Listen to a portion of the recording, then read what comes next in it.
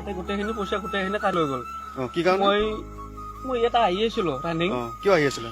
মই কলফুল, ঢেকীয়া, পচলা এইবিলাক গাঁৱৰ ঘৰলৈ আহো, বিক্ৰী কৰো। সেইবিলাক গোটেইখিনি পইচা মোৰ যিখিনি আছিল সেইখিনি লৈ গ'ল মোৰ। কোনে নিলে? এখন মানে গাড়ী আহিছে, পুলিচৰ গাড়ী, আহি কিনে লৈ গ'ল। কিমান আছিলে পইচা? পইচা মোৰ 2200 টকা আছিলে। লাষ্ট টাইমত মানে কি বেয়া মানে কি ভাবিলে নেকি, ভাবি কিনে মোক 50 টকা এটা দি গ'ল। মই কিমান কালি দিছে মই চোৱা নাই, মই ৰুমত থাকি আছো, মোক 50 টকা এটা দিছে। কেইজন আছিলে পুলিচ? 4জন আছিলে।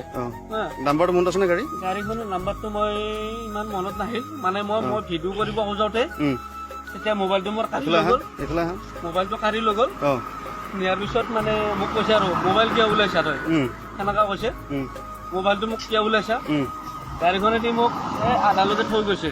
থৈ কিনে মোক কৈছে যা ৰুমত যা, নেক্সট টাইম এনেকুৱা নকৰিবি হা, এটা গাড়ী নোসোমাবি। মই বোলো ছাৰ মোৰো এটা ফেমিলি আছে, মই কি কৰি খাম, মোৰ গাড়ী কিস্তি দিব লাগে, মই ঢেকীয়া ঘৰত উঠাও, পচলা ঘৰৰ পৰা কাটি আনিছো, সেইখিনি মই বিক্ৰী কৰো।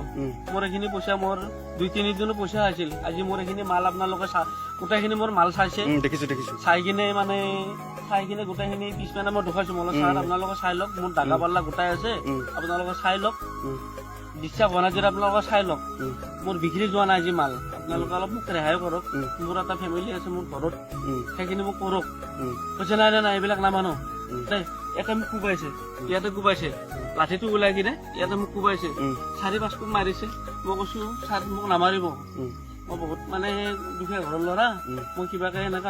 কি ক'ব খুজিবা এতিয়া? মই মানে ভাবো মানে কি আমাৰ নিচিনা ল'ৰাবিলাকক মানে কি ভাবে আৰু পুলিচ প্ৰশাসনে আমাক কি মানে কি চোৰ ডকাইত বনাব দিয়ে নেকি, সেইটোৱে ভাবো। মায়ে আমি বিজনেছ কৰি আছো, ঘৰৰ পৰাই মানে কি এইখিনি কৰি আনি কিনে বা ক'ৰবাত অলপ মানে বজাৰ বহো, তাতে মানে কি অহাৰ পিছত অলপ দেৰি হ'ল, মোৰ অলপ দেৰি হৈছে, কিন্তু সেইখিনি কাৰণে মোক কোবাইছে, পইচা খানি লৈ গ'ল।